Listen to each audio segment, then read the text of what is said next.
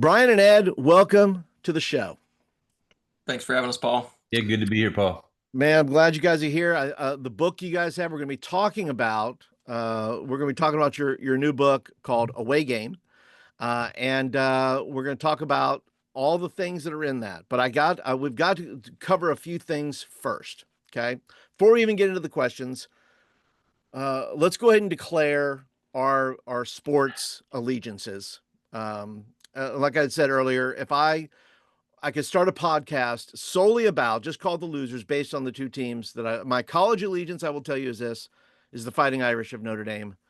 We can't, they should never be ranked in the top 10 ever. That is I will die on that hill. They should never be ranked in the top 10.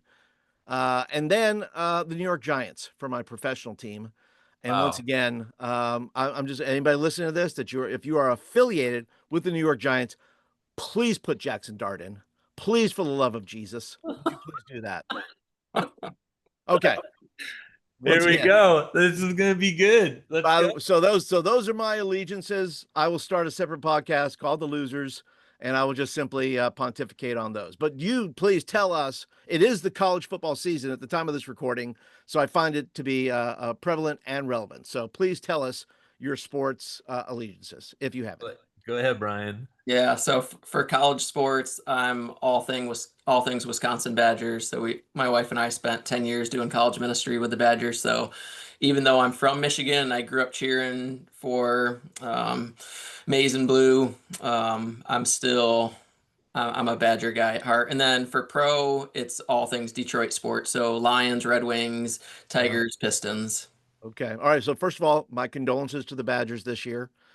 It's not looking good. I'm sorry. Not looking but good. but also congratulations, because the Lions played a killer game last night on Monday Night Football. Congrats to them. Super job. They're my if the Giants they're out, I'll root Detroit then. I'll say, hey, you guys go, right? They're fun to watch right now. Yeah. They are super fun to watch. Ed, how about you? Yeah. What are your allegiances? Well, I grew up on the west side of Cleveland with a high school football coach as a dad, and was told from early age I can pick my wife, I can pick my future religion, but I do not get to pick my teams. So I am a Browns, Guardians, Cavaliers fan. There's nothing, and I passed it on. I have discipled for all the other discipleship failures that have happened in my home.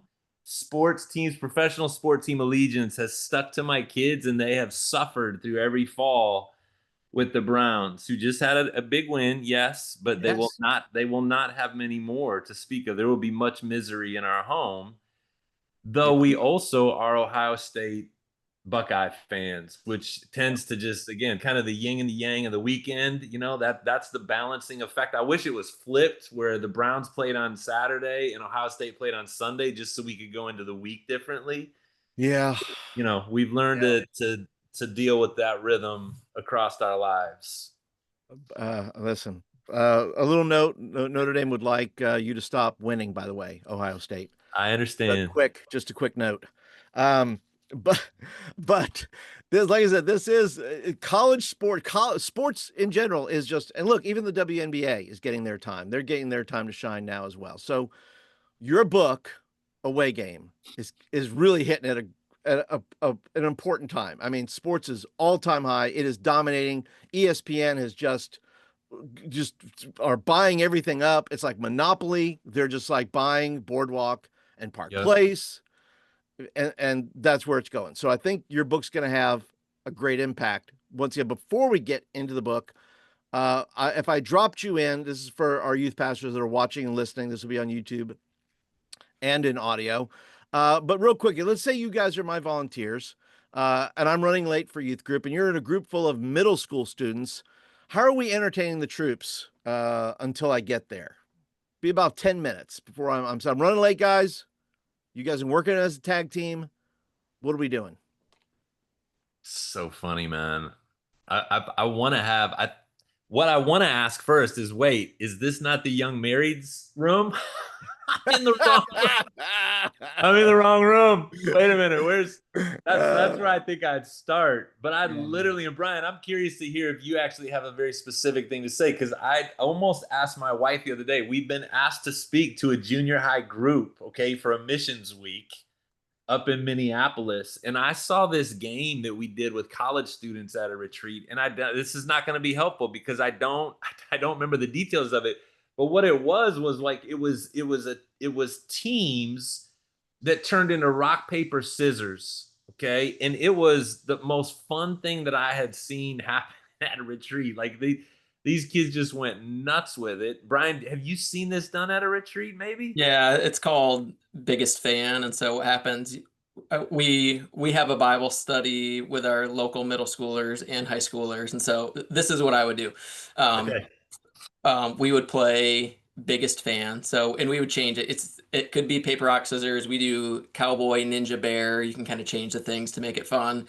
We blast music and everybody starts competing against the person next to them. And if you lose, you then become the winner's biggest fan and you have to follow them around. And so by the end, you have two people with a massive group of people behind them cheering for them because they've all lost to these people. And then we circle everybody up and we make a big deal about it. We announce where they're from, their height, their weight, all that stuff. And then it's best of 7 from there. And so the crowd's going crazy. It's a How much do you bigger play deal it than it though? needs to be. How do you play it? Like, what's the actual engagement? It's like if you and me were doing it right now, we're doing paper, rock, scissors. We go boom, boom, boom, boom. And if I beat you, you have to follow me around. Is that now I'm playing Paul. And as I'm playing Paul, you're like, go Brian, go Brian. Okay. All right. Yep. Biggest Fan, it's called. It works with college students. I think it's going to work with It's junior high competition. students. I would say that. Like if you're working with middle schoolers up to high school. We did this with the Baltimore Ravens a few years ago. We had to come in and do some team building stuff with them. And it's just everybody loves competition. Everybody loves to play. So whether you're a professional NFL team or a middle school team that hasn't hit puberty yet, everybody loves to play. Everybody loves to compete. Yeah, I was going to say competitors, right? I mean, it doesn't matter whether I mean, we forget how young these guys are. I mean, some of them are just barely out of, That's college. true. Yeah. They're 18. Yeah. Down here, for the Crimson Tide, which is my wife's team. So I root for them when they're not playing each other. Yep. So but there's a young guy there, is 18 years old. So, and he's Yep. fantastic, but we forget how young they are and how much they still like to play, right? I don't know. Can I picture Joe? Will Joe Flacco do that? I don't know. But Joe Flacco, I think he would. I think competitors are Flacco would do that. competitors. They want to Yeah. win at everything, I right? think he'd have more fun with it now than he might have 20 years ago because he sees the end and he sees what his future is, and any bit of competition he can hold on to, he's holding on Yes. to. Again, Yes. that might be a different podcast, but Maybe, but his future is Shadur Sanders. Let's be clear. wow. So he sees it right there. Things in your mirror may seem Rear view closer mirror. than they appear. They're right there, guy. Yep. So, okay, let's get the 2 questions that we talked about this earlier. 2 questions that I know youth pastors are going to ask. We can keep our answers short. I am not going to prolong it because I think you guys, like I said, have already discussed this on other podcasts, but I think it's super important because youth pastors are going to ask, they're going to say, guys, they're going to say, look, how guys, I am missing athletes every week. Where is sports in church, and why can't we how are we going to do this, and how can I best minister to students who are missing because of sports? Or maybe you just tell youth pastors, maybe you just need to chill out, maybe you just need to relax and don't get all bent out of shape because kids are missing your program because of sports. So how do you address that up front? Any tips or ideas for youth pastors to navigate those angsty moments when it's, they're like, oh, they're at practice again. They can't be there because they're at practice again. Yeah. Hey, I know we have tips, and I'll let Brian list some of them out because we really have. We've been talking about this a lot lately. I will set the table by saying this. I mean, it's a ministry philosophy question, Paul, is what you're really asking, and we need to revisit that every once in a while as ministers, and not just assume that whatever our approach was 3 years ago is what it should still be today. Okay. And so even in the way you're asking that question and the way it gets posed to us, what we're expecting and wanting is for everybody to come to us. And that's an approach. That's a ministry philosophy. And maybe that's worked where for a long time they have come to us. They liked our building or they liked our programming or whatever. They were coming to us. You just posed a question that says now there is a subculture that's not coming to us. Okay. They're out there, they're adjacent to us. And how do we reach them? And if we just keep expecting them to adjust to us, that's probably going to result in frustration. Which doesn't mean that that's not necessarily the reason why we have to change. But again, if our purpose is actually to minister to the people that are in our sphere of influence, then it probably is going to be on us to change. You know, it's not going to be them. So I'll just say that to set the table. Brian, take the baton. What else would you add to that then in light of that? Yeah. We've talked about this before, in terms of like, what if we're trying to get people to come to us, let's call that our home game. And if we're trying to reach people where they're at, we would call that maybe an away game. For home game, Like that? here would be Good marketing right there. it's great marketing, right? Here would be some options for home game. Um, are we talking about sports at church at all? And not just using them as illustrations or metaphors, but are we actually giving parents and kids answers to questions like, does God care about how we think about and play sports? Like, I've been going to church for 35 years and I have yet to hear a sermon about a theology of sport. I've heard lots of metaphors and illustrations about sport. I've never had a pastor say, this is how we can think Christianly about sport. And so I think it's okay to talk about it. It's okay to help our people think well about it. I would start there. We hosted this summer a sports camp for middle schoolers based out of our church. And so we said, parents, this is going to be completely free, doesn't cost you anything. For 3 days, we're going to have your kids for 3 hours from 9 a.m. to noon. We're going to feed them and we're going to work their butts off so they come home sweaty and tired but fed. But we're going to teach them what does it look like to integrate a few faith principles into sport. And so we as a church then become the value add to them. It's God cares about sport and we can help your kids learn how to integrate this. Other options, we are in the process right now of trying to make this work at our home church, of having this athlete mentorship program where we have older athletes in church, like people like myself who have played sports at a high level before, essentially be on a discipleship bench and make ourselves available to younger athletes who parents will hopefully submit some sort of online form and say, hey, I have a kid who's struggling with this. Do you have any former athlete at your church who can help them navigate these waters? And there's going to be 20 of us that are sitting on the bench looking through this and saying, I got this one. I can meet with this kid.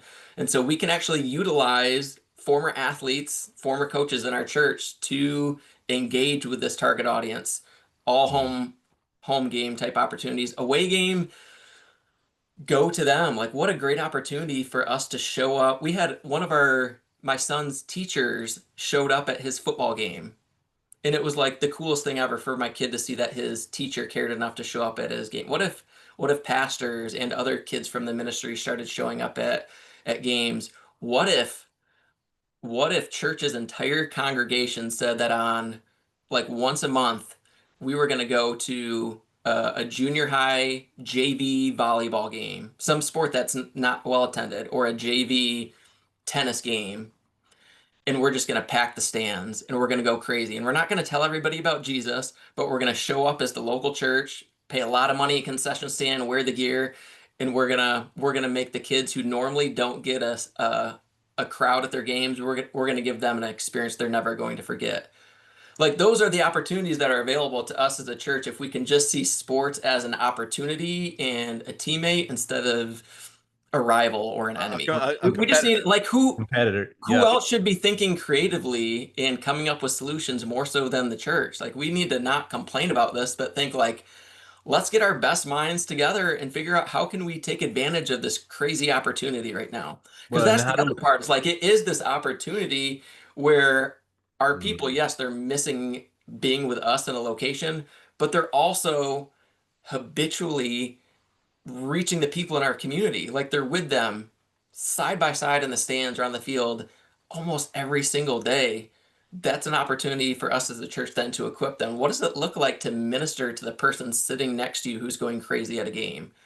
All Yeah. great opportunities. We just need to think creatively. They're missing, and this is what I was thinking even as you were talking, Brian. What are they missing by not being with us? They're missing community Yeah.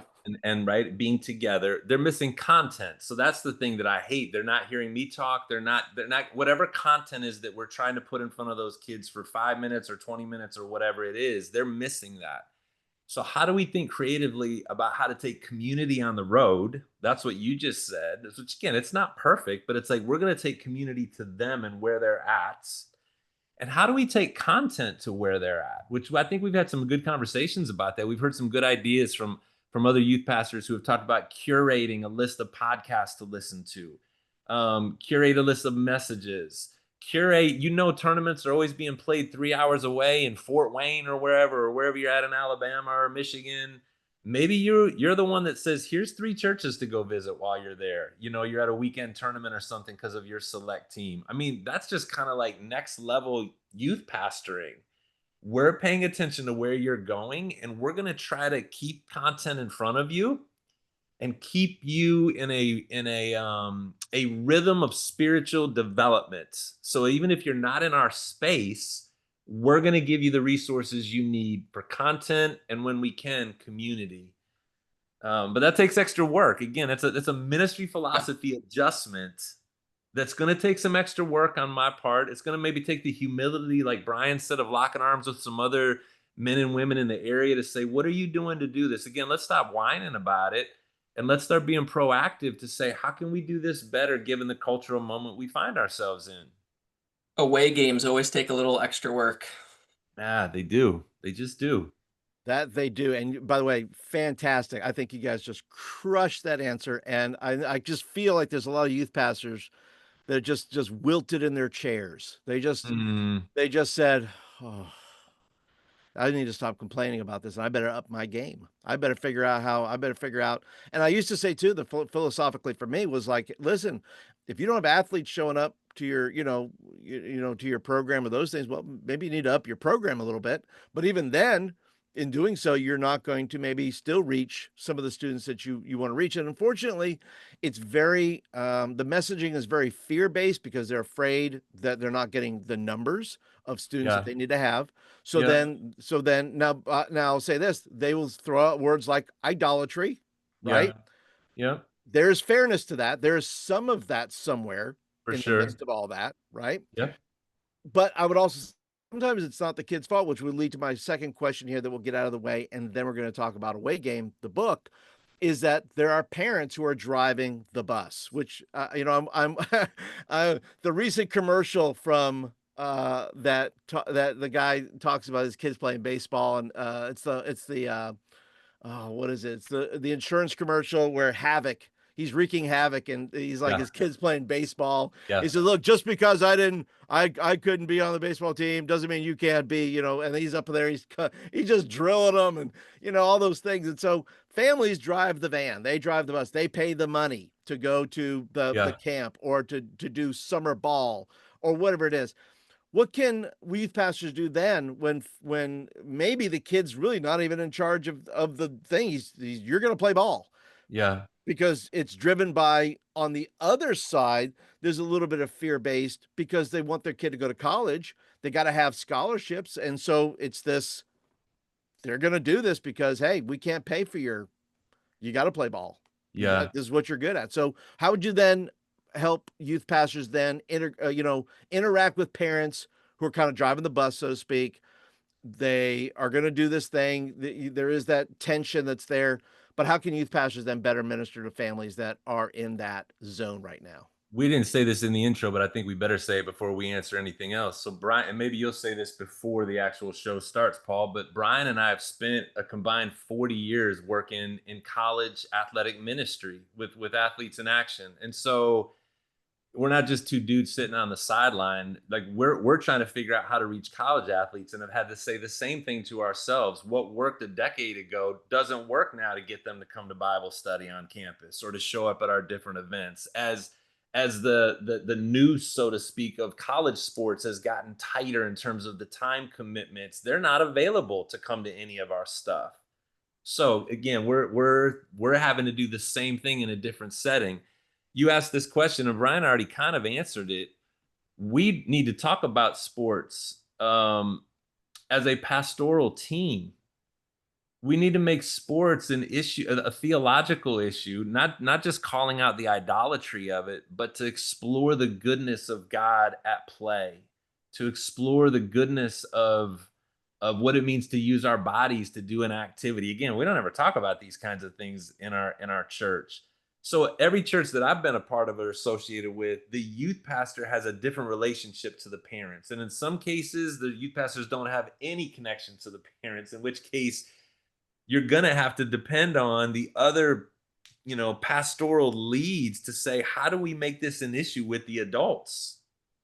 In other settings I've been in, the youth pastor actually spends a lot of time with the parents. And I'd say, how do you make this an issue for the adults? Not just, hey, you need to come to church more, but how do we get the adults to take their identity as the chief discipler of their children more seriously? How do we get them to do an inventory, not just of this sports season, but the year?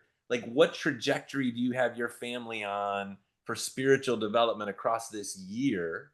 And then how will sports fit into that? Like, how do we get them to kind of rise up above the immediacy of the sport tension and say, we want you to have your family on a different trajectory? How do we help you get there? Those are conversations that need to be had. Right. Right. And that's and you really do, as a youth pastor, have to expand your mind as to what ministry really is. Ministry isn't running the youth group. Okay. Ministry goes far beyond those things. And you really do have to be kind of up your game, both theologically and just from a maturity level, be able to look at it at a broader on a broader spectrum of what you're really trying to do. It's not just getting kids to the meeting. It's how do I minister to those things that are all going on at the same time. Well, sometimes we have our own identity crisis as youth ministers. Again, I've been in these conversations on the church level, and sometimes I maybe have to work through, I'm just over sequestered in the youth portion of the building. And maybe we need to grow up a little bit and see ourselves as being an adult at the table, so to speak, right? Well, part of that is too, unfortunately too, there are senior pastors Okay. who need to get that. Okay. Yeah. Youth pastors can get it, but if that pastor is pressuring that youth pastor on his or her numbers, and why Yeah. is it? And then that pastor's feeling the same pressure because now that family is gone 6 Sundays. Yeah. Yep. So I think it's what you said too. It has to be a comprehensive across the board, from the senior pastor to the children's ministry and everywhere in between. Sports are not going away, and it's not a competition. You got to figure it out. If they were gone 6 Sundays, that wouldn't be bad. They're gone 16 Sundays and 26 Sundays, right? They're gone half Correct. the year. Correct. I lowballed it. I Yeah, you lowballed did. it. Yeah. But okay, so those are the elephants in the room. Youth pastors, I hope you took notes, because that was worth the price of admission as far as I'm concerned. You've got to figure that part out. And we've got to expand the borders a little bit and figure out what we're going to do. And all those were great ideas. So be sure to take notes, jot those things down. Now, let's talk about away game. Away game. Tell me about it. Tell me about the title. It's the parents you're trying to address. Tell me all about the book and what you're trying to accomplish with it. Go ahead, B. I've been talking a lot. Take the baton. Yeah, the full title of the book is Away Game: A Christian Parent's Guide to Navigating Youth Sports. And so the title was obviously intentional. We want Christian parents to approach youth sports as if it was an away game. And when you're playing an away game, you know things aren't going to be as cushy as they are at a home game. It's you don't know where the bathrooms are at. You're sitting in the stands and the sun's always in your face and you can't see. You're probably not going to get good calls from the referees. So things aren't going to go your way. It's going to be a little bit more difficult. And so you're essentially on guard. Your senses are heightened. So we want parents to approach youth sports that way too, not from a physical, like we want our kids to succeed sense, but we want parents to say, like, what would it look like for you to approach youth sports with this perspective that you can actually use this as a training ground for discipleship. And so the character in the Bible we're kind of modeling this after right off the start is Daniel when he is in captivity in Babylon.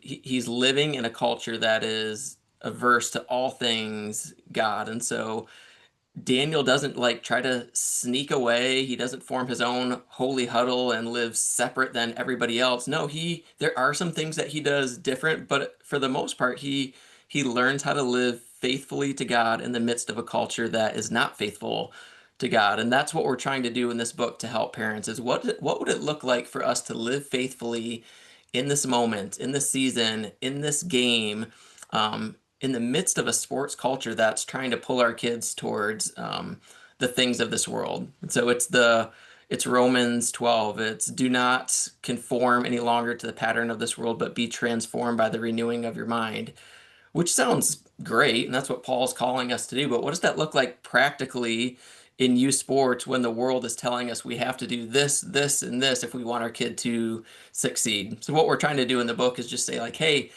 what the world is selling you is actually a lie. One, it can't actually deliver on its promises. But two, the more you kind of buy into the system, it's actually forming your kids in the ways of the world, which should, for us as Christians, cause us grave concern. So no, you don't have to completely eject from that process. There's a path forward where you can actually have a better investment for your money if you're using a different set of metrics. It's good, Brian. Yeah, it's a book on how to counter that. So I think this every time we talk about this, Brian, I think people think they're going to get a manual that just points out everything that's wrong with sports or youth sports. Yeah. It's like that's not what we're doing at all. Like you already know that. We set it up by talking about maybe how we got there, which we think is pretty interesting. You know, just the cultural shifts that have happened that have brought about a $40 billion industry that couldn't have happened 50 years ago. So that's just interesting. But whether you're in a rec league or you're paying $5,000 for a travel league, we're not saying whether you should or shouldn't. You get to decide that for yourself. There's some principles to think through, but you get to decide that for yourself. Wherever you find yourself, make sure that you're paying attention to the spiritual development of your kid. And here's some ideas on how to do it.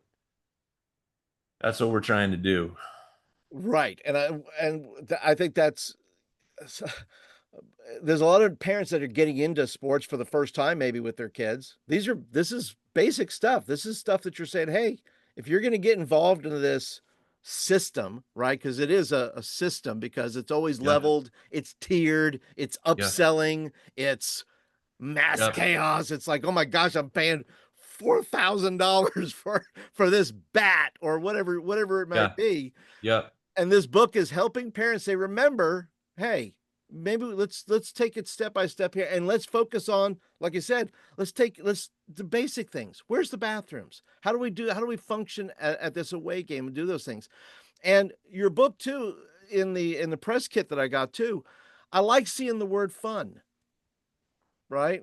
I like seeing the word fun. That when I didn't play high school or middle school. I didn't play school sports. I was a rec guy, right? So I played soccer.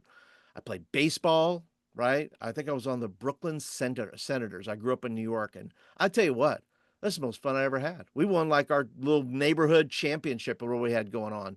And boy, that was fun. I mean, that was like probably top tier, sports moments of lives.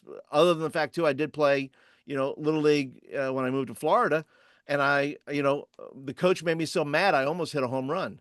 That was probably my second best sports moment. He made me so mad. The guy caught it at the gate. What can I do? But can we talk more? Let's talk about fun and how you include fun in your book. What I call, what you guys talked about, that the Herm Edwards approach to sports, which is you play to win the game, right? Yeah. So talk about fun and how parents and the whole system of sports and those things, just break that down. Yeah, so let's start with this. Why should we uphold a high value of fun in play? 70% of kids are quitting youth sports right now by the age of 13. largely because it is no longer fun for them. And Mm. so just think about how wild that is with how much money we're investing for kids who are 6, 7, 8 years old, who are being told that they need to get these private lessons, that they're specializing early, that they're on this travel team. We're labeling them as elite. We're paying thousands of dollars for them to travel and play in national tournaments so they can be a national champion at the age of 7. And 70% of them are going to quit by the age of 13 before they've even sniffed their physical maturity, before they've even sniffed their physical peak. We have burned them out by professionalizing them at a young level. And so for us as parents, what's really, really fun is seeing our kids get better at sport and dominate. That's not necessarily fun for our kids. What's fun for our kids is hanging out with their friends, playing in a system where, yeah, there's defined rules and objectives, but not being micromanaged, being free to make mistakes without getting reamed out by the coach, being free to make mistakes without the fear that you're going to get benched for the rest of the game or next game, being free from Mm. the fear that if you miss a Sunday, you're not going to get benched for the next game just because your family decided to go to church. So Yeah. we've just created this professionalized system. And so, Ed, what would it look like to then maybe swing the pendulum in the other direction where we actually are prioritizing fun for our kids? Brian, you brought up that stat about 70% of kids quitting by 13. And you think about it, they're starting at age 5 or 6. So they're playing for 6 or 7 years before that moment. And I think we should go another step to say why that is because of parents and coaches. It's the adults. And again, this is research based. The kids are not having fun because the parents and the coaches, well meaning parents, well Yep. meaning coaches, okay, not bad people. The parents and the coaches have bought into a system and a way of being that's actually squeezing the fun out of it for them. Okay. Which again, we can end up just going sideways and talking about that the whole time. But what we Brian just said this, like we've sort of embraced this professionalization model where we've got this imagined future in mind where our kids are, holding the medal up on the Olympic stand, or they've got a college scholarship, or they make the pros or whatever. Like that's what's at the end of this road for them, for most of us as parents. And again, if we can just cut to the chase, we need to get rid of that. We just need to get rid of that vision, because the reality is, and again, Brian and I have been talking about this for years. The reality is, if your kids wind up in that place, it will be because God gave them physical ability that's exceptional, that has really nothing directly to do with you or training that they get or anything. It's physical ability, and it's a mindset that sets them apart from the other kids, where they want to go out and shoot the extra 100 free throws on their own without a trainer and nobody harassing them to do it. Those are the kids that wind up playing in college and beyond. And it's 0.5%. It's so, like, set ourselves free from that having to be the end game. And what if we really did focus on asking our kids, did you have fun today? When they're 6 years old, when they're 8 years old, when they're 12 years old, even when they're 14. I got a freshman in high school right now. That's my lead question with him now, after, messing this up with his 3 siblings that are older than him. Now I'm just asking him, did you have fun today? Playing golf, on the track team, it's a swim. Why or why not? Tell me more about that. Instead of, and like making that the consistent thing that I'm exploring with him. Fun, and who else did you move towards today? Which Brian can talk more about this. What is it that we're measuring? It's not just whether or not he or she's skills improve, but did your people skills improve? And did you have a good time doing it? There's so much to talk about in there with our kids, and they want to talk about that. They don't want to talk about whether or not they got better right now. Not right now. Maybe, you get later in high school, there's some kids that want to do that, but most of the time they don't want to do that. Yeah, lots of pressure. I mean, let alone there's sports pressure, academic pressure, the pressure from every side. Church Yeah. pressure. Yes. right? Yes. Everything's metrics. Everything is, Yeah. grades or whatever it may be. And I imagine too, there's some tension and I, whether or not, like, example, there may be a parent who says, I want my kid to have fun, but I got a coach, maybe not so much fun. Or it's Yep. the other way around.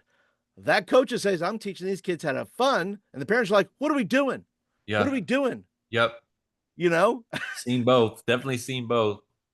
And so a book like this, I imagine, is critical for parents and coaches and youth pastors, by the way. Links will be all down below, by the way, for the book. All the will be down there, websites, the whole thing. Because once again, we get back to a philosophy, a theology of sports, of play. There's a reason why youth pastors play games in youth, because play is important. It's not an extra. That's It's, right. hey, we're showing up and everybody's stressed out. Let's relax a little bit. Let's not dive into Leviticus like Yeah. immediately.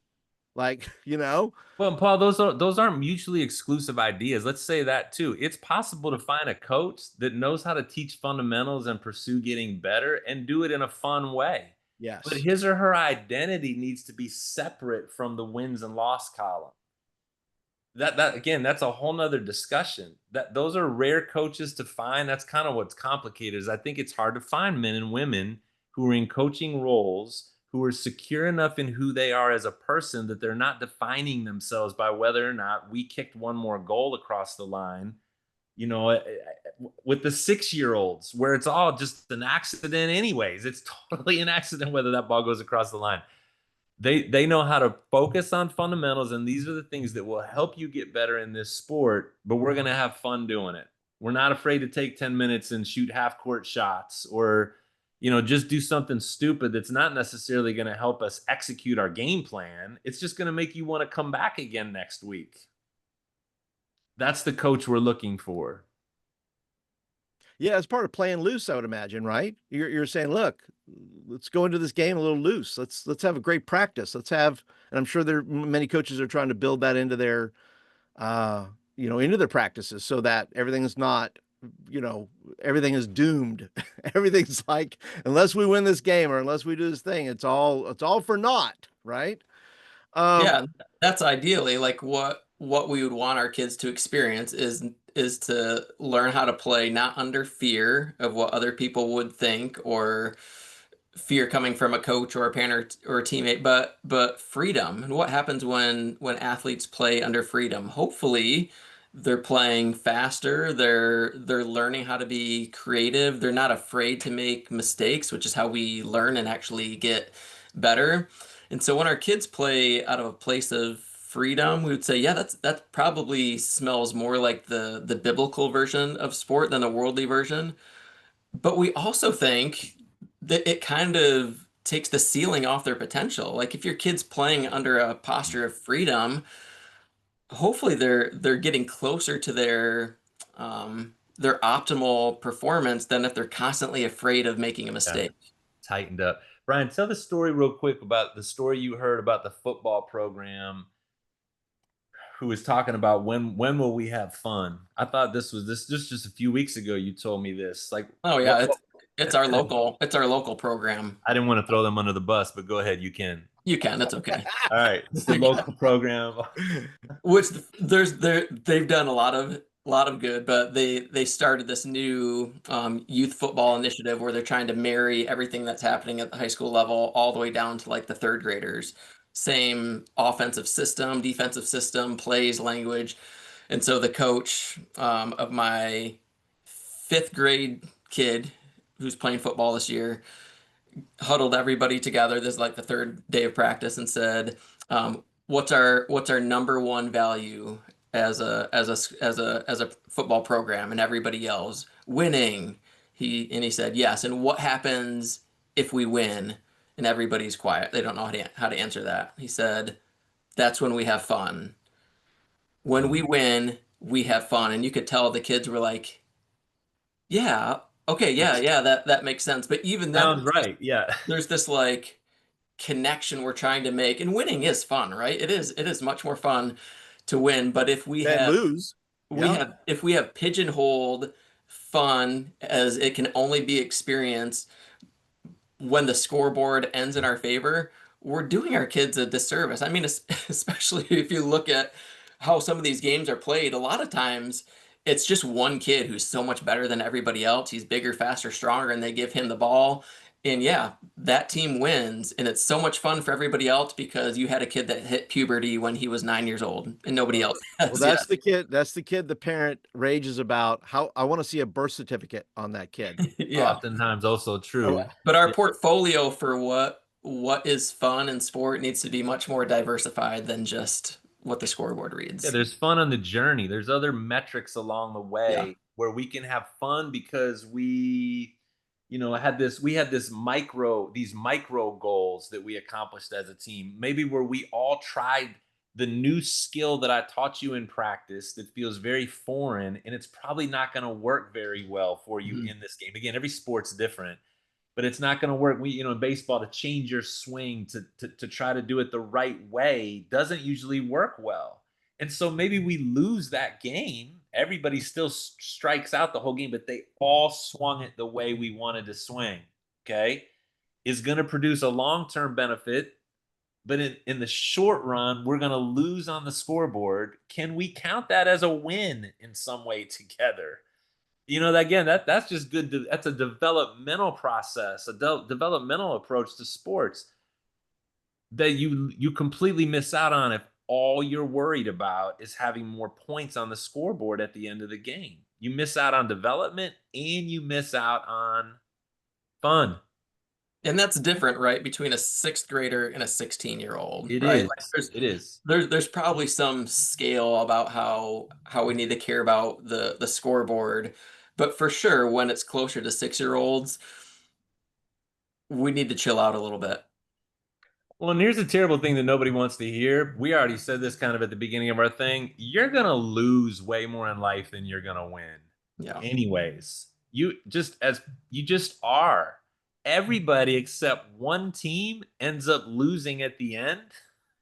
Just think about that at every level of sports. So if we're putting all of our eggs in that basket and that's the only time we can justify having fun or letting our foot come off the gas a little bit to just kind of, enjoy the process, we're going to be miserable. We're going to be Browns fans. That's what we're going to be. You're going to grow up to be a Browns fan. You're going to be perpetually miserable. I just worked that in. Does that work? Hey, that works out perfectly because I think listen, I don't root for obviously I don't root for Notre Dame because they're winning championships right now. And yet I always come back. Here I am, beginning of the year, deciding how much energy am I going to give you guys? How much, right? Or the Giants. And I think the passion, right? We love the team. We want them to do well, but we always come back, don't we? We're just like, yeah. We do come back. Isn't it nice though to come back? And I really mean this. I want to come back though to a coach and a process that I actually can get behind whether they win or lose. That's kind of where I'm at as a 57-year-old man. And seriously, you talk about Notre Dame and having Marcus Freeman on the sideline. There's so much to like about Marcus Freeman and the way Mhm. he runs things. And the guys seem to love playing for him. There's something good going on in there, even though they've lost a couple games at the beginning of the season. So everybody undoubtedly is calling already. They're starting to gather to call for his head, I'm sure, in some kind of way, Yeah. even though there's really good things. And if you stick with it, that dude knows how to win. He does. He knows how to win on the scoreboard. Yeah. It's just not working out right now. Well, eternity doesn't remember our scores or Ooh. our okay. So the value that you guys are bringing with this book, that's the goal here. Nobody's going to remember little Johnny's. Heaven's not going to remember little Johnny's fourth grade, triple, right? God's not keeping the book, right? You remember back in the day when you'd keep the book, like Yeah. you'd like, okay, there's the Yeah. thing. God's not. Eternity is about. I think eternity is going to be more fun than Yeah. anything. Yeah. Yep. So Yep. you're playing and it's fun and it's going to be a reflection of eternity. And guys like Marcus Freeman and you guys that are coaching these athletes and It's all part of the process, and it is about the journey. Owners don't like to hear that, but owners of these billion-dollar teams don't want to hear that. But in reality, that is the reality. That's beyond Yeah. all those things, right? As we start to land the plane here, let's go ahead and talk about parents real quick. You guys talk about, that parents have this fear, about, their kids not doing, how do they take things? Talked about parents that are like they're worried about their family spiritual health. The mom, I would say maybe the mom, I'll say the mom is the one maybe who is like, why, how come we're not in church? We're missing all this church time, or we feel disconnected. How is this affecting, spiritual health in families, and what can parents begin to do about those things? Yeah, how's it affecting spiritual health and families? Let's work through what we call the youth sport industrial complex is teaching us and how it's forming us left unchecked. So this is how it's affecting our health. It's teaching us, we just talked about this, that winning is the most important goal. It's teaching us that we have the freedom to say whatever we want, whenever we want, however we want, to whoever we want. It's teaching our kids entitlement. It's teaching our kids to have a me first attitude instead of an other centered attitude. And so you can kind of go down the list and see, like, man, just involvement in sport left unchecked is forming us into uh, a more worldly version of ourself than an image of God. So it's what we're trying to do in this book, and even in our own lives. Like, we wrote the book, yes, for other people, for the church, but also for us. We're wrestling with this stuff every single day. It's a reminder that if we are not actively intervening in the process and taking serious the role of spiritual formation in our kids' lives, they're going to be formed by sport. And I don't want my kid 30 years old looking back and seeing how he was formed by sport and not by me stepping in. So it's a Wow. call for us as parents to take this seriously. We've been using language like we are all well intentioned, just under resourced. And so the book, and even what we're trying to do on podcasts and speaking, is we're just trying to bring a little bit more resource to parents who really do want to do this well. We just need some sort of pathway on what it looks like to do it in a way that honors God. Yeah, you can do that, right? I mean, parents can live a very godly life in the midst of all the sports, which would bring me to this question. I think is you address how parents should behave, maybe at at ball games. Mhm. That maybe, yelling at the ump, right? So how can Christians really, parents just maybe stand apart, during, all these yelling matches that are happening in the stands, or bad calls, or, what encouragement can you give Christian parents in that regard? Well, I mean, we can just cut to the chase, and I feel like we can. The thing that I've needed to tell myself more often than not is shut up. Just shut up. Seriously. I've needed to do an inventory of how much I talk and yap and yell things at games that's not helping my kids or the other kids or frankly the other adults. Like, that's not helping. It's relieving me in some kind of way to get all the stress and angst that's inside of me that I'm feeling. Like, that's really who it's serving. It's not helping anybody else. I need to shut up in that space. After the game or on the way to the game, my kids, they don't want a lecture on how to be ready for this game. They mostly don't care. After the game, they really don't want to talk about the game. More often than not, they don't. Even though I've got 2 hours of corrections I want to hit them with, what they want is connection. They want to be connected with somebody after having this opportunity to play this thing where there was a bunch of stress that other people were putting on them. They want to come to a safe space with their mom and dad and know that it really is safe, that our connection together is more important than me trying to fix what I saw that was wrong with you. And that's super hard for me. Again, that could end up being a podcast onto itself of where that's all coming from. And look, there's a time maybe to offer up corrective thoughts if they want it, but I need to err more in the direction of shutting up when it comes to that. Asking them, are they having fun? Asking them, is there something that they want to do to get better? Is there another opportunity they want created for them? And when they say no, or they really don't have an answer, not forcing that on them. Like, let them be more in control of their sports journey. I need to be more in control of myself and what's going on inside of me, and take more seriously prioritizing, and we didn't really talk about this, getting their eyes off of themselves and onto other people around them. That will make a bigger difference, okay, in my 8-year-old's life when he or she's 25 than whether or not they were ever actually able to hit the outside, the ball that's thrown on the outside corner. To your point, Paul, that's not showing up when they're 25. Whether they had the eyes of Jesus developed in them at an early age, where they start to look around for the person that's hurting, they start to look around for the person to thank, they start to, bring out the best in their rival with great competition, but they also know how to love them in the midst of it. Does our nation need more people that know how to do that? Okay, again, different podcast, but come on. That's the stuff I need to be paying more attention to, and not worry so much about whether their performance is changing.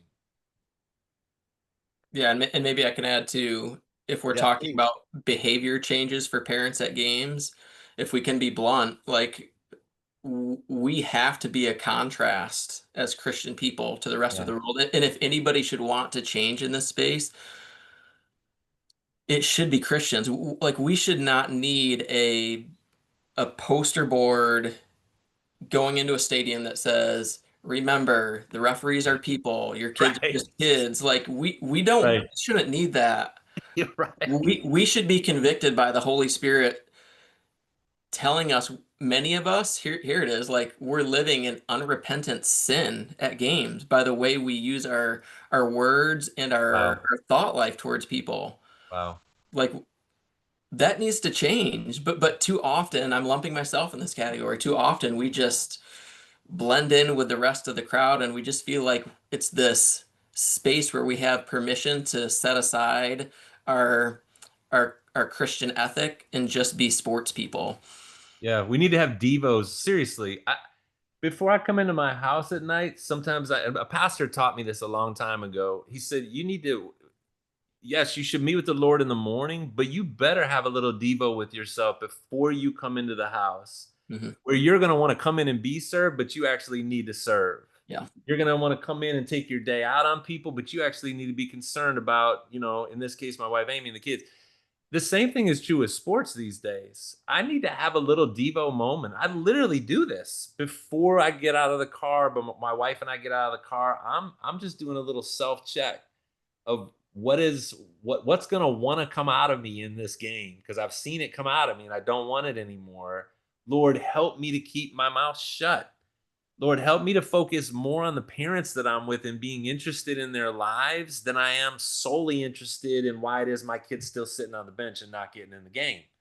I can be frustrated about that, like Brian was, but there's something bigger that's going on here. Help me to see that, and to be an ambassador in the midst of it. Help me to be your hands and feet. I got to have that speech given to me. Seriously. Because when I Listen, don't, I'm a demon. The demons come out of me. I That's just what happens. And yeah, so I need spiritual intervention to do Yeah. it right. yeah. I think about this. I think about what the Bible says. You have many teachers, but not many fathers, right? You have many coaches, but not many parents. Okay. Everybody can't be the coach. You gotta take your role, your designed role as mom and dad, and say, hey, when I come into the house, is this going to be another pep talk? Is this a halftime speech? Or am I just going to like love my kids and just say, you know Mhm. what? The game's the game. We're not going to have this talk when you're 25. I want to make sure we've invested well, that Yeah. It's good. we're not reliving the past and those things. It's good, Paul. I got a lot of speeches I want to give, and daggone it, they're good. They are. But they don't want to hear them. They really No, don't. And it's not going to no. help them the way I think it will. It's helping me. It's not really helping them. That's right. That's right. Well, hey, listen, guys, first of all, I want to thank you guys for your time. I'm just telling you what, this is a banger episode. And youth pastors, I hope you're going to download it. I hope you're going to share it with parents. I hope you're going to share. I hope you're going to buy the book. I hope that you're going to reevaluate your theology and philosophy of sports in your ministry. But is there anything else, guys, you want to share?